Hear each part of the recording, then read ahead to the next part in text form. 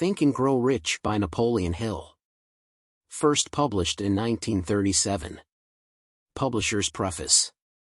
This book conveys the experience of more than 500 men of great wealth, who began at scratch, with nothing to give in return for riches except thoughts, ideas, and organized plans. Here you have the entire philosophy of money-making, just as it was organized from the actual achievements of the most successful men known to the American people during the past 50 years. It describes what to do and also how to do it. It presents complete instructions on how to sell your personal services.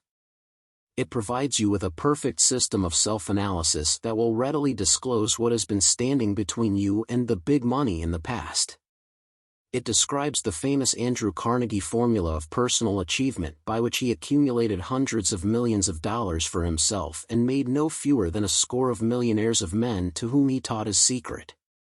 Perhaps you do not need all that is to be found in the book. No one of the 500 men from whose experiences it was written did, but you may need one idea, plan, or suggestion to start you toward your goal. Somewhere in the book, you will find this needed stimulus. The book was inspired by Andrew Carnegie after he had made millions and retired. It was written by the man to whom Carnegie disclosed the astounding secret of his riches, the same man to whom the 500 wealthy men revealed the source of their riches. In this volume will be found the 13 principles of money-making essential to every person who accumulates sufficient money to guarantee financial independence. It is estimated that the research which went into the preparation, before the book was written, or could be written, research covering more than 25 years of continuous effort, could not be duplicated at a cost of less than $100,000. Moreover, the knowledge contained in the book never can be duplicated, at any cost, for the reason that more than half of the 500 men who supplied the information it brings have passed on. Riches cannot always be measured in money.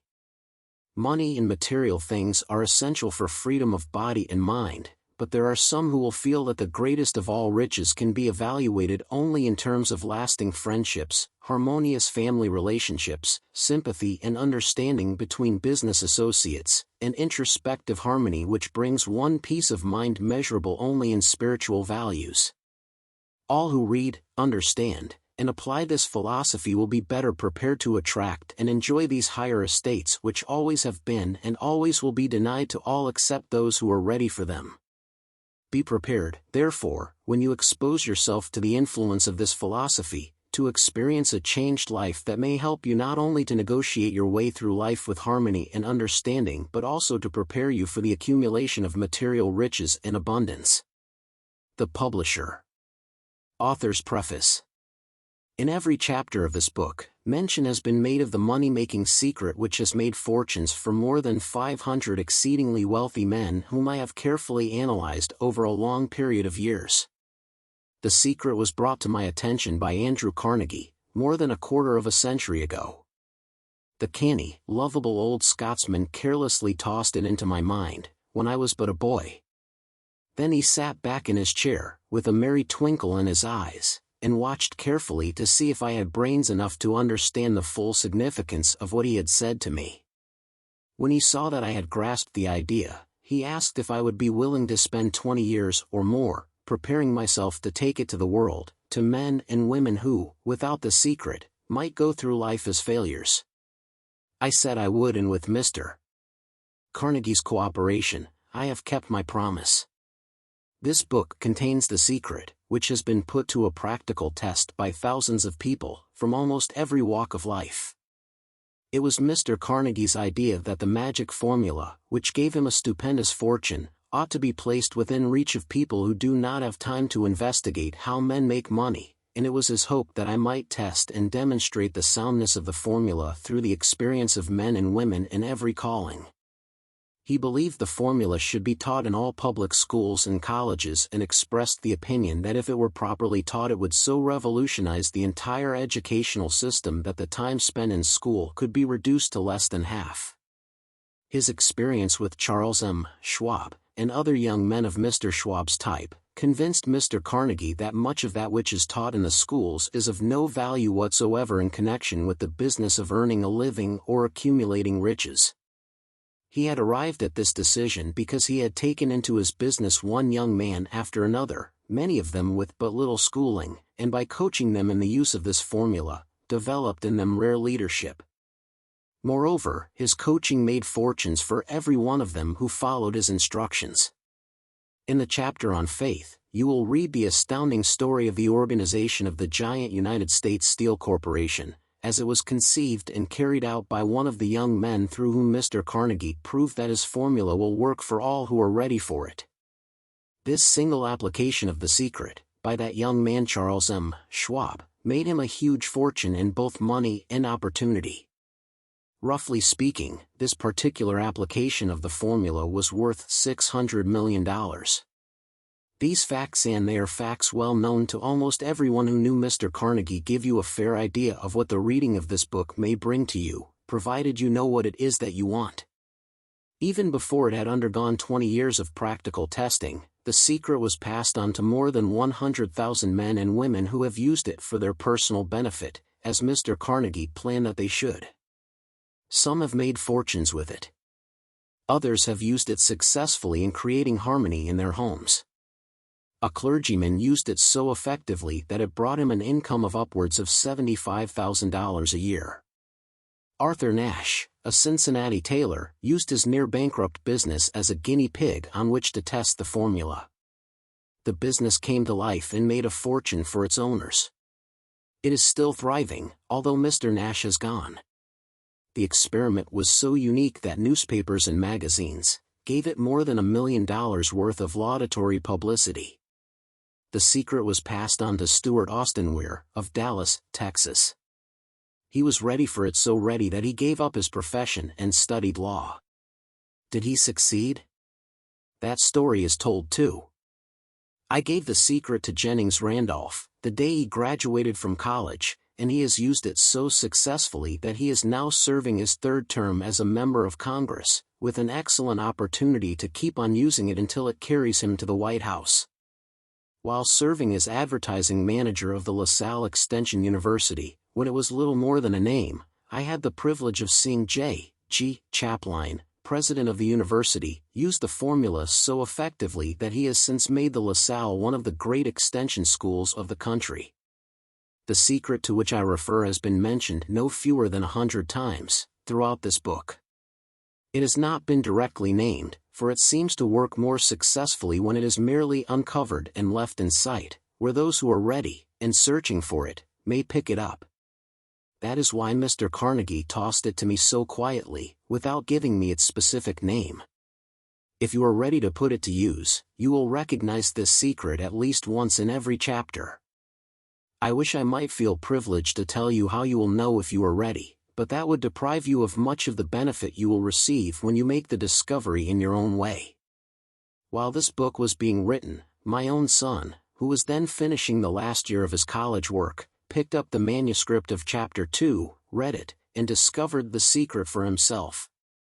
He used the information so effectively that he went directly into a responsible position at a beginning salary greater than the average man ever earns. His story has been briefly described in Chapter 2.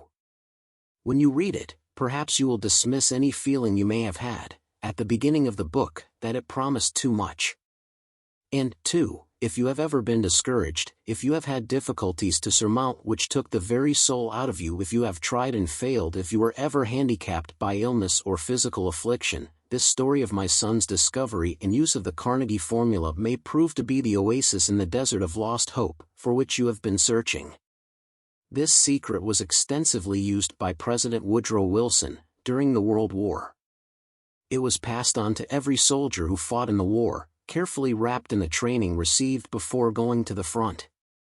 President Wilson told me it was a strong factor in raising the funds needed for the war. More than 20 years ago, Honorable Manuel L. Quezon, then resident commissioner of the Philippine Islands, was inspired by the secret to gain freedom for his people.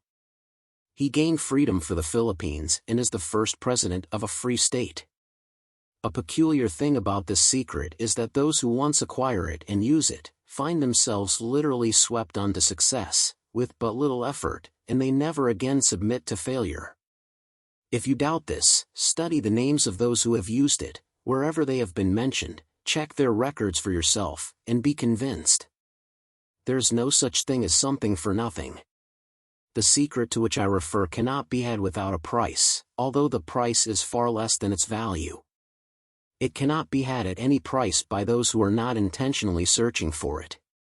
It cannot be given away, it cannot be purchased for money, for the reason that it comes in two parts. One part is already in possession of those who are ready for it. The secret serves equally well all who are ready for it.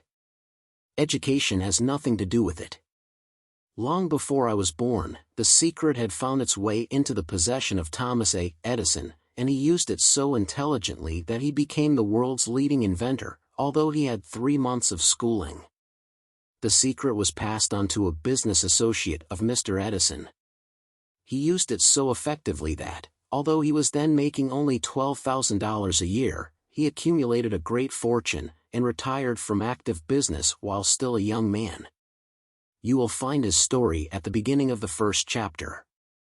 It should convince you that riches are not beyond your reach, that you can still be what you wish to be, and that money, fame, recognition, and happiness can be had by all who are ready and determined to have these blessings.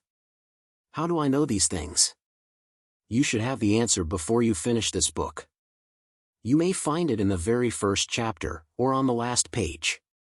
While I was performing the 20-year task of research, which I had undertaken at Mr. Carnegie's request, I analyzed hundreds of well-known men, many of whom admitted that they had accumulated their vast fortunes through the aid of the Carnegie secret. Among these men were Henry Ford, William Wrigley Jr., John Wanamaker, James J. Hill, George S. Parker, E. M. Statler, Henry L. Doherty, Cyrus H. K. Curtis, George Eastman, Theodore Roosevelt, John W. Davis, Elbert Hubbard, Wilbur Wright, William Jennings Bryan, Dr. David Starr Jordan, J. Ogden Armour, Charles M. Schwab, Harris F. Williams, Dr. Frank Gonzalez, Daniel Willard, King Gillette, Ralph Weeks, Judge Daniel T. Wright, John D. Rockefeller, Thomas A. Edison, Frank A. Vanderlip, F. W. Woolworth, Col. Robert A. Dollar, Edward A. Filene, Edwin C. Barnes, Arthur Brisbane, Woodrow Wilson, W. M. Howard Taft, Luther Burbank, Edward W. Bach, Frank A. Munsey, Elbert H. Gary, Dr. Alexander Graham Bell, John H. Patterson, Julius Rosenwald, Stuart Austin Weir, Dr. Frank Crane, George M. Alexander, J. G. Chapline, Han Jennings Randolph, Arthur Nash, Clarence Darrow.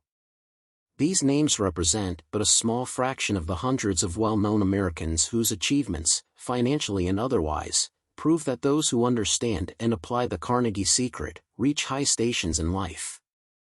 I have never known anyone who was inspired to use the secret who did not achieve noteworthy success in his chosen calling.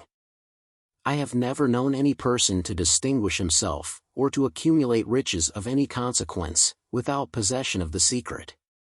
From these two facts, I draw the conclusion that the secret is more important, as a part of the knowledge essential for self-determination, than any that one receives through what is popularly known as education. What is education, anyway? This has been answered in full detail. As far as schooling is concerned, many of these men had very little.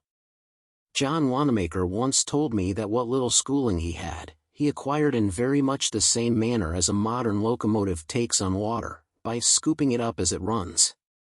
Henry Ford never reached high school, let alone college. I am not attempting to minimize the value of schooling, but I am trying to express my earnest belief that those who master and apply the secret will reach high stations, accumulate riches, and bargain with life on their own terms, even if their schooling has been meager. Somewhere, as you read, the secret to which I refer will jump from the page and stand boldly before you, if you are ready for it. When it appears, you will recognize it. Whether you receive the sign in the first or the last chapter, stop for a moment when it presents itself, and turn down a glass, for that occasion will mark the most important turning point of your life. We pass now to Chapter 1, and to the story of my very dear friend, who has generously acknowledged having seen the mystic sign, and whose business achievements are evidence enough that he turned down a glass. As you read his story, and the others, remember that they deal with the important problems of life, such as all men experience. The problems arise from one's endeavor to earn a living, to find hope, courage, contentment, and peace of mind, to accumulate riches, and to enjoy the freedom of body and spirit. Remember, too, as you go through the book, that it deals with facts and not with fiction, its purpose being to convey a great universal truth through which all who are ready may learn, not only what to do, but also how to do it and receive, as well, the needed stimulus to make a start. As a final word of preparation, before you begin the first chapter, may I offer one brief suggestion which may provide a clue by which the Carnegie secret may be recognized? It is this: all achievement, all earned riches, have their beginning in an idea. If you are ready for the secret, you already possess one half of it, therefore, you will readily recognize the other half the moment it reaches your mind. The author. If you want more videos to unleash your genius mind, please subscribe to this channel.